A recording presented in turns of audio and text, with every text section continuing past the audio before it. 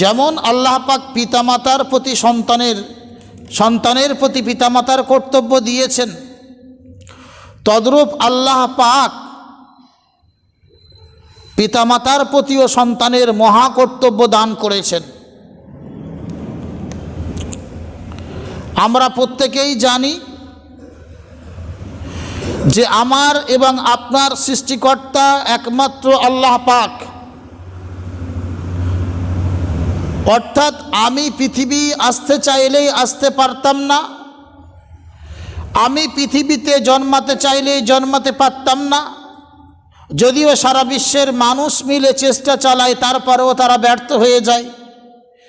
আমার আপনার আশা, আমার আপনার পৃথিবীতে আগমন ঘটা একজনেরই চাহাতের ওপরে বন্ধকতা থাকে, যিনি হচ্ছেন আমার আপনার রব আল্লাহ। কারণ আমরা পৃথিবীতে দেখেছি যে অনেক মানুষ বৈবাহিক জীবনের পর তাদের বাচ্চা হয় না। আরও দেখেছি বৈবাহিক জীবনের পরে বাচ্চা পেটে আসার পরে দুনিয়াতে ভূমিষ্ঠ হয় না, তার আগেই মারা যায়। অনেককে দেখেছি শৈশবে মারা যায়, অনেককে দেখেছি কৈশোরে মারা যায়। কিন্তু আমি আপনি স্বাবলম্বী হয়েছি কেবলমাত্র আল্লাহ পাকের চাহাত ও মাশিয়াতে। যদি আল্লাহ পাক না চাইতেন, আল্লাহ পাক ইচ্ছা না করতেন, তাহলে হতে পারতো আমাকে পৃথিবীতেই না পাঠাতো, হতে পারতো আমাকে মাতৃগর্ভেই আল্লাহ পাক শেষ করে দিত, হতে পারতো পৃথিবীতে ভূমিষ্ঠ হওয়ার পরে অন্যান্য বাচ্চারা যেমন ভূমিষ্ঠ হয়ে পরলোক গমন করেছেন, রবের ডাকে সাড়া দিয়ে চলে গিয়েছে, তদ্রূপ আমরাও হতে পারতাম। এটাও হতে পারতো যে আমরা শৈশবে আমরা পৃথিবী ছাড়া হতাম, কিন্তু তেমনটা আল্লাহ পাক করেননি। বরং আল্লাহ পাকের অফুরন্ত নিয়ামত এবং রহমত এটাই যে আল্লাহ পাক আমাকে মাতৃগর্ভের অন্ধকার থেকে পৃথিবীর বুকে এনে একজন সুশীল সমাজের সুশীল মানুষ নয়, শুধুমাত্র ঈমানওয়ালা মানুষ রূপে আল্লাহ পাক গড়েছেন। এটাই আল্লাহ পাকের নিয়ামত। কারণ আল্লাহ পাকের নিয়ামত এত বেশি আমাদের কাছে আছে, আমরা যদি কিয়ামত পর্যন্ত বসে বসে তার শুকরিয়া জ্ঞাপন করতে চাই, করতে পারবো না। তাই তো আল্লাহ পাক বলেছেন, ওয়া ইন তাউদ্দু নি'মাতাল্লাহি লা তুহসুহা। হে আমার বান্দা, তোমরা যদি আমার নিয়ামত সমূহকে গণনা করতে চাও, লা তুহসুহা, তোমরা কোশ্চিনকালে গণনা করে শেষ করতে পারবে না। অপর আয়াতের মধ্যে আল্লাহ বলেছেন, লাউ কানাল বাহরু মিদাদাল লিকালিমাতি রাব্বি লানাফিদাল বাহরু ক্বাবলা আন তানফাদা কালিমাতু রাব্বি ওয়ালাউ জিনা বিমিসলিহি মাদাদা। আল্লাহ বলেছেন, যদি 7 সমুদ্রকে কালিই পরিণত করা হয়, আর পৃথিবীর মধ্যে যত বৃক্ষ এবং গাছ আছে সেগুলোকে যদি কলম করে দেওয়া হয়, আর সেই কলম নিয়ে আর ওই 7 সমুদ্র ভরা কালি নিয়ে যদি আল্লাহর নিয়ামতের শুকরিয়া লিখতে চাও, আল্লাহর নিয়ামতগুলো লিখতে চাও, তারপরে ও 7 সমুদ্রের কালি শেষ হয়ে যাবে, সারা পৃথিবী জুড়ে যত বৃক্ষ আছে কলমগুলো শেষ হয়ে যাবে, তারপরেও আল্লাহর নিয়ামত লিখে শেষ করতে পারবে না। আল্লাহ পাকের নিয়ামত এত বেশি আমাদেরকে দান করলেন কেন? আল্লাহ পাক বললেন, আমার ইবাদত বন্দেগীর জন্য। আল্লাহ বললেন, আমার ইবাদত বন্দেগীর জন্য। আমরা জানি পৃথিবীতে শুধু মানুষ একা নয়, মানব ছাড়া আরো অন্যান্য মাখলুক আছে যেটাকে গুণে আমরা আজও পর্যন্ত শেষ করতে পারবো না। আপনি বলবেন বর্তমান সময়ে গুণে শেষ করার মতো অনেক মেশিন যন্ত্র উঠেছে, হারগিজ নয়, মিথ্যা। তারা কি সম্ভবত বলে, যেমন আবহাওয়া দপ্তর থেকে খবর দেয় আগামী অমুক তারে বৃষ্টি হওয়ার সম্ভাবনা আছে, বলে না? বলে না। সম্ভবটা বলতে পারে, হবেই গ্রান্টেডটা বলতে পারে না। তদ্রূপ পৃথিবীতে আল্লাহ পাক কত মখলুক তৈরি করেছেন, এটার সম্ভাবনা গিনতি সুমার বলতে পারবে, কিন্তু কারেক্ট এবং পারফেক্টলি বলতে পারবে না। তার মধ্যে থেকে আল্লাহ পাক 2টা জাতিকে বেছে নিয়েছেন নিজের ইবাদত আর বন্দেগী করার জন্য। একটা হচ্ছে ইনসান, অপরটা হচ্ছে জিন্নাত। জিন্নাত যেহেতু আমাদের সঙ্গে লোকালয়ে বসবাস করলেও আমরা তাদের দেখা পাই না, সেই কারণে তাদের আলোচনা ছেড়ে দিয়ে মূলত কোরআনে কারীমের প্রথম মুখাতিব অর্থাৎ কোরআনে কারীম প্রথম যাকে সম্বোধন করেছেন তিনি হচ্ছেন একজন মহামানব। তানাকে কেন্দ্র করে সারা বিশ্বের মুসলমানকে কোরআনে কারীম হুকুম দিয়েছেন। সেখানে আল্লাহ পাক বলেছেন যে আমি ছাড়া অন্য কাউকে তোমরা ইবাদত করতে পারবে না, কারণ তোমাদেরকে সৃষ্টি করার একমাত্র উদ্দেশ্য ইবাদত এবং বন্দেগী করানো। আল্লাহ বললেন ওমা খলাকতুল জিন্না ওয়াল ইনসা ইল্লা লিয়াবুদুন, মানব এবং দানবকে কেবলমাত্র সৃষ্টি করেছে ইবাদত বন্দেগীর জন্য।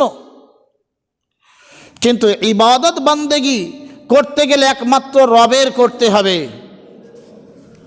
তাহলে রবের সঙ্গে কাউকে শরীক করা চলবে না। কিন্তু যেমনভাবে আল্লাহ পাক আমাকে এবং আপনাকে সৃষ্টি করেছেন, কিন্তু আল্লাহ পাক তো আমাকে পৃথিবী আসার মধ্যেখানে একটা মাধ্যম দিয়েছেন, সেটা হচ্ছে পিতা এবং মাতা। আল্লাহ পাক এই আয়াতের দিকে লক্ষ্য করলে বোঝা যায় যে আমাদের খালেকে হাকিকি অর্থাৎ প্রকৃতপক্ষে সৃষ্টিকর্তা আল্লাহ, কিন্তু বাহ্যিক দৃষ্টান্তে আল্লাহ পাক আমাদেরকে সৃষ্টি করেছেন পিতামাতার ঔরসজাত হয়ে। যেমন বাহ্যিক দৃষ্টান্তে আমাদের সৃষ্টির প্রতি, আমাদের পৃথিবীতে আসার প্রতি পিতামাতার অধিকার আছে, এবং হাকিকতভাবে এবং সব থেকে খাঁটিভাবে যেমন আল্লাহ আমাদেরকে পাঠিয়েছেন, তাই আল্লাহ পাক রব্বে হাকিকি হওয়ার জন্য ইবাদতটা তিনি তার নিজের জন্য নির্বাচন করেছেন, এবং পিতা মাতাকে আল্লাহ পাক দ্বিতীয় স্তরে রেখেছেন। অর্থাৎ ইবাদত করতে গেলে প্রথম আল্লাহর ইবাদত করতে হবে, আল্লাহ ছাড়া অন্য কোনো মাখলুকের ইবাদত করা যাবে না। আর সদ্য ব্যবহার যদি পৃথিবীর কোনো মানুষের সঙ্গে করার প্রয়োজন থাকে বা করা জরুরি হয়, সেটা সর্বপ্রথম পিতামাতাই হয়। আমরা জানি আমাদের পূর্বে এই উম্মতে মুহাম্মাদের পূর্বে আরও নবীগণ এসেছেন, তানাদের কাছে তানাদের উম্মতদেরকেও আল্লাহ পাক একই হুকুম দিয়েছেন। সূরা বাকারার আয়াত নম্বর 83 আল্লাহ পাক বলছেন ওয়াইদ আখাযনা মিসাকা বানি ইসরাঈল, আমি যখন অঙ্গীকারবদ্ধ নিলাম, স্বীকারোক্তি নিলাম, এহাদ ও পেইমান নিলাম বনি ইসরাঈলের থেকে, ওই সময়কে তোমরা স্মরণ করো। আল্লাহ বললেন ওই সময়কে তোমরা স্মরণ করো যে সময় আমি বনি ইসরাঈলের কাছ থেকে এহাদ ও পেইমান নিয়েছি, স্বীকারোক্তি নিয়েছি, অঙ্গীকার নিয়েছি। কিসের? লা তা'বুদুনা ইল্লাল্লাহ, তোমরা আল্লাহ ছাড়া অন্য কোনোর উপাসনা, আরাধনা, ইবাদত, বন্দনা করবে না। অবিল ওয়ালিদাইনি ইহসানা, এবং পিতা মাতার সঙ্গে সদ্য ব্যবহার করবে। সুতরাং জানা গেল যে আল্লাহ পাক নিজের ইবাদতের পরে পরে যদি কাউকে অধিকার দিয়ে থাকেন, সেটা পিতা মাতা। গত সপ্তাহে যখন সন্তানের প্রতি পিতামাতার কর্তব্য সম্পর্কে বয়ান করছিলাম, অনেকে বলছিল যে হুজুর সঠিক কথা বলেছেন। সেটা যদি সঠিক থাকে এটা একেবারে মিথ্যা নয়, এটা আরও সঠিক। সন্তান বলবে পিতামাতা যদি আমার অধিকার আদায় না করে, তাহলে আমি কি পিতামাতার সঙ্গে সদ্য ব্যবহার করব? হ্যাঁ, আপনাকে বলা হচ্ছে যে আপনার পিতামাতা যদি আপনার অধিকার না আদায় করে, তার জন্য কিয়ামতের ময়দানে আপনার পিতামাতা জবাবদিহি হবে। কিন্তু সেই অনুপ্রেক্ষিতে, সেই পরিপ্রেক্ষিতে যদি আপনি আপনার পিতামাতার সঙ্গে সদ্য ব্যবহার না করেন, পিতামাতার অধিকার আদায় না করেন, তাহলে কিয়ামতের দিনে তার থেকে বড় মুজরিম কিয়ামতের দিন আপনাকে করা হবে। তাই পিতামাতা যদি অনীহার কারণে, অজ্ঞতার কারণে তোমার অধিকার না আদায় করে থাকে, কোনোদিন মায়ুস হইও না। কারণ পিতামাতার কর্তব্যটা রবের পরে পিতামাতার কর্তব্য তোমার উপরে দেওয়া হয়েছে। তাই আল্লাহ বললেন যখন আমি বনি ইসরাঈলদের থেকে এহাদ পেইমান নিয়েছিলাম, ওই সময়কে স্মরণ করো।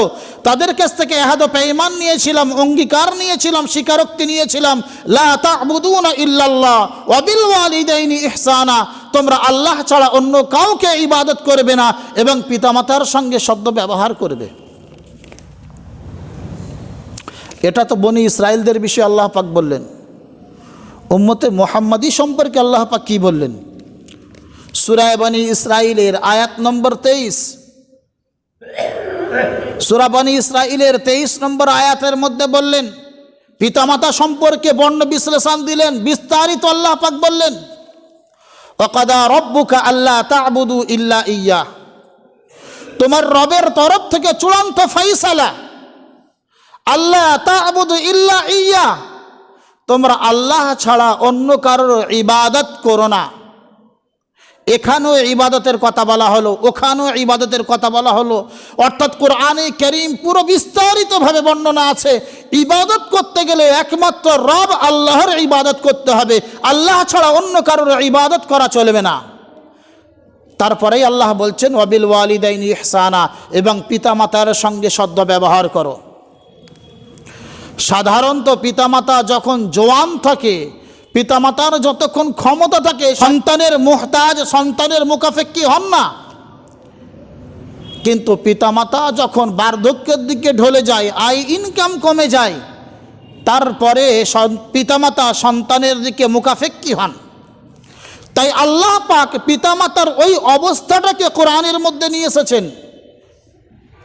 আল্লাহ বললেন, ইম্মা ইয়াবলুগান্না ইনদাকাল কিবারা আহাদুহুমা আও কিলাহুমা, আল্লাহ বলছেন, হে আমার বান্দা শোনো, ইম্মা ইয়াবলুগান্না ইনদাকাল কিবারা আহাদুহুমা আও কিলাহুমা, যদি তোমাদের পিতামাতার মধ্য থেকে দুইজন অথবা একজন যদি তোমার কাছে বার্ধক্য পায়, অর্থাৎ তোমার কাছে বার্ধক্য বয়স পর্যন্ত পৌঁছে যায়, ফালা তাকুল্লাহুমা উফিন, তুমি তোমার পিতামাতার জন্য শব্দটুকা বলো না, অর্থাৎ পিতামাতার কোনো কথায় ব্যথা অনুভব করো না।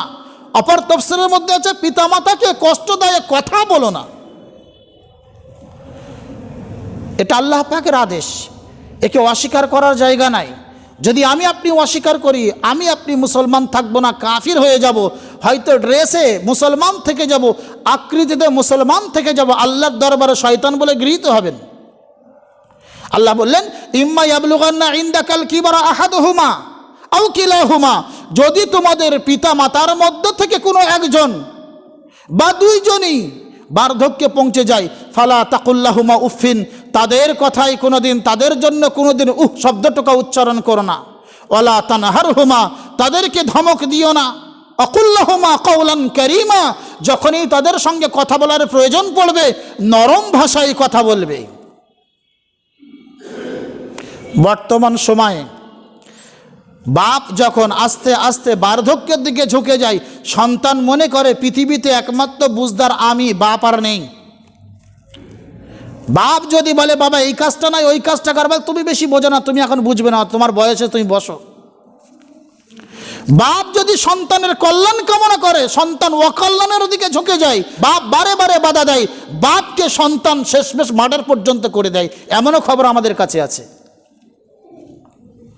অথচ আল্লাহ বলছেন, যদি বার্ধক্যে পৌঁছে যায়, ফালা তাকুল্লাহুমা উফিন ওয়ালা তানহারহুমা, তাদের জন্য শব্দটুকা বলো না এবং তাদেরকে ধমক দিও না। আকুল্লাহুমা কাওলান কারীমা, তাদের সঙ্গে নরম ব্যবহার করো। আর কি করো?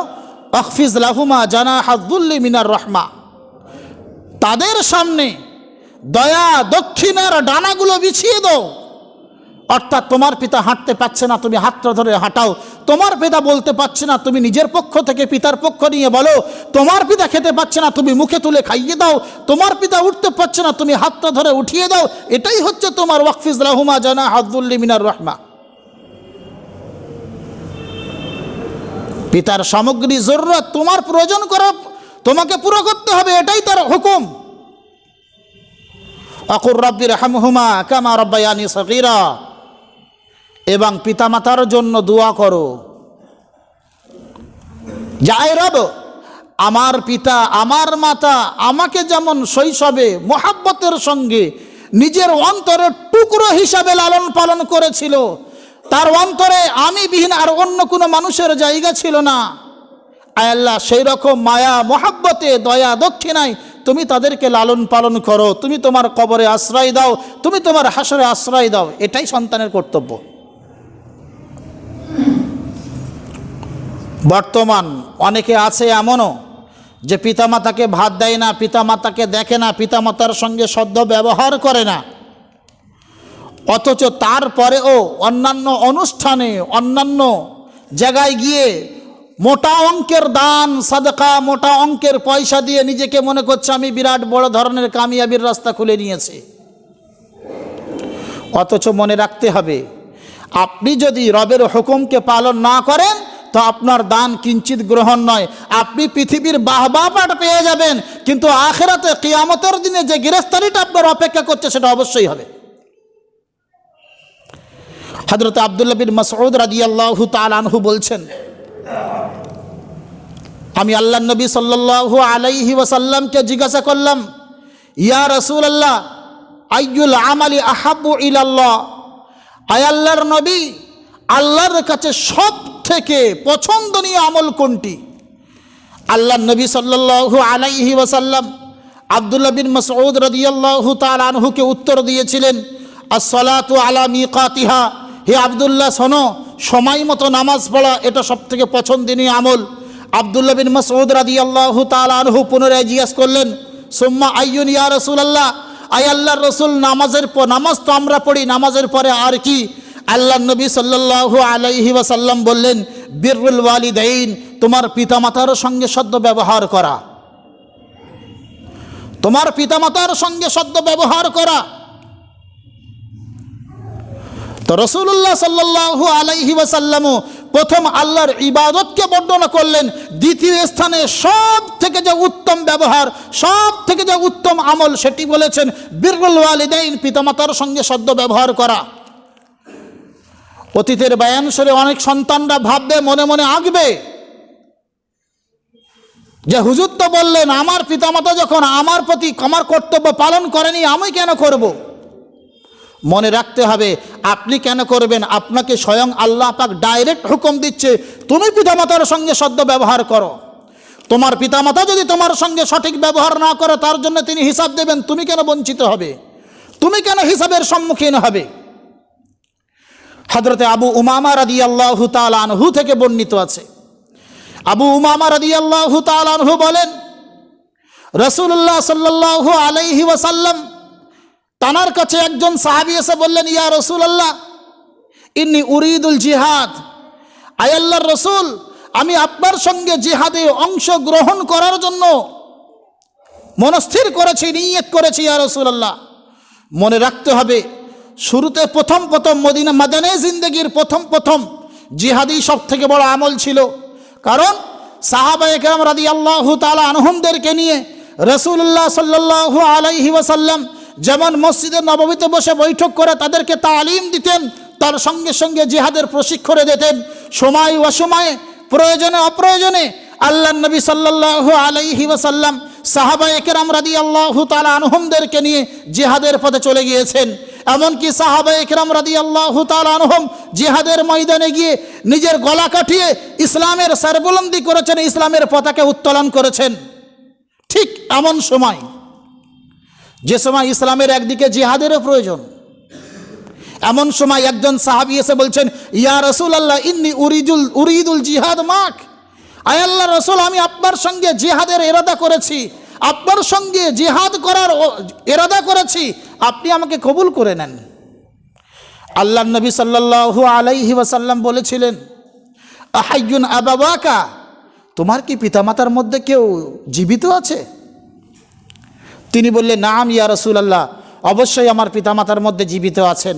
আল্লাহ রাসূল সাল্লাল্লাহু আলাইহি ওয়াসাল্লাম বলেন, ফাফিহিমা ফাজাহিদ, তুমি যাও পিতামাতার মেহনত, পিতামাতার প্রতি খিদমত করো, তুমি যাও পিতামাতার সঙ্গে সদ্য ব্যবহার করো, তুমি যাও পিতামাতার লালন পালনে লেগে যাও, আর সেখানে গিয়ে ওটাই তোমার জিহাদ।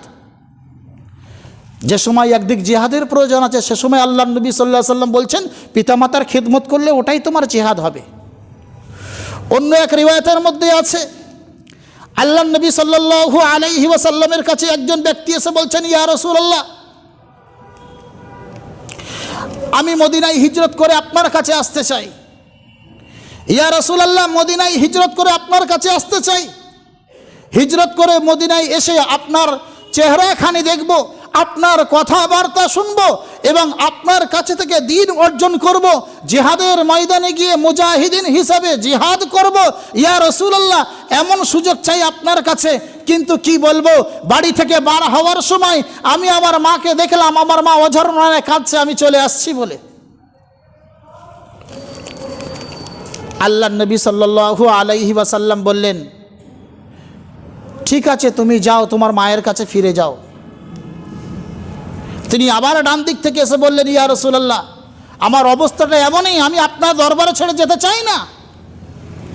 আল্লাহ রাসূল সাল্লাল্লাহু আলাইহি ওয়াসাল্লাম লাস্টে বললেন, তুমি যেমন তোমার মাকে কাঁদিয়ে এসেছো তেমন তুমি তোমার মাকে খুশি করে আসো। যদি তোমার পিতামাতাকে তেমন খুশি করে আসো তাহলে তোমার জন্য জান্নাত অপেক্ষা করছে। সম্মানীয় বন্ধুগণ, পিতামাতার বিষয়ে আমরা অবহেলিত বেশি, পিতামাতার সঙ্গে সম্পর্কে আমরা অগ্রাহ্য বেশি, এবং পিতামাতার আত্মীয় স্বজনকে আমরা ছেড়ে দিয়ে আমরা নিজেদের পাতারও আত্মীয় স্বজনকে আমরা বেশি প্রাধান্য দিই।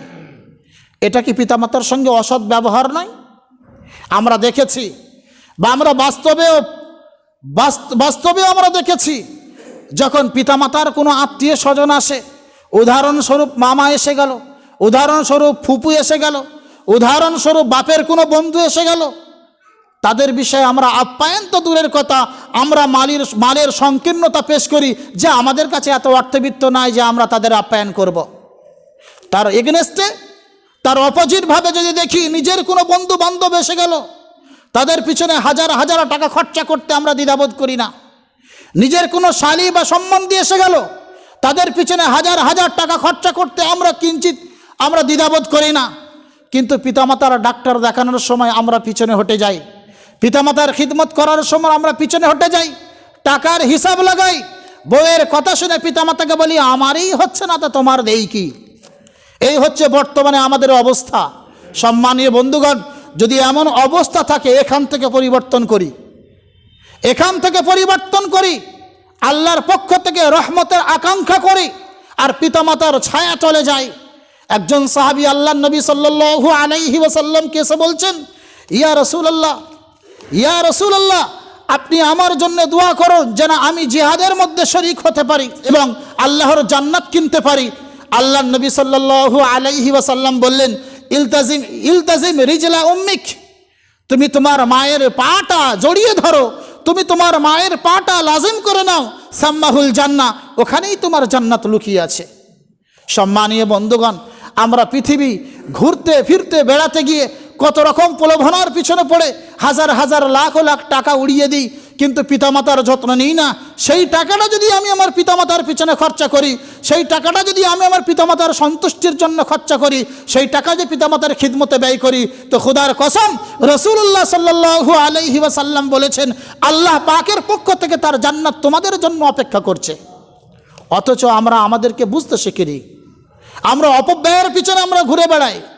যেখানে খরচা করলে আল্লাহ সন্তুষ্ট হবে, যেখানে খরচা করলে আল্লাহর রহমত আমার দিকে মোতাবাজ্জা হবে, সেদিকে কিন্তু আমরা খরচা করি না।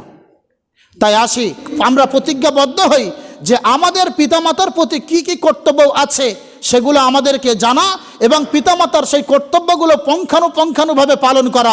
যদি আমরা পালন করতে পেরেছি, আল্লাহ পাকের পক্ষ থেকে আমাদের জন্য খুশখবরি আছে, সুসংবাদ আছে। আর যদি আমরা পালন না করতে পেরেছি, তাহলে দুঃখের আর কিছুই নাই। আল্লাহ পাক আমাকে এবং আপনাকে আমল করার তৌফিক দান করুন।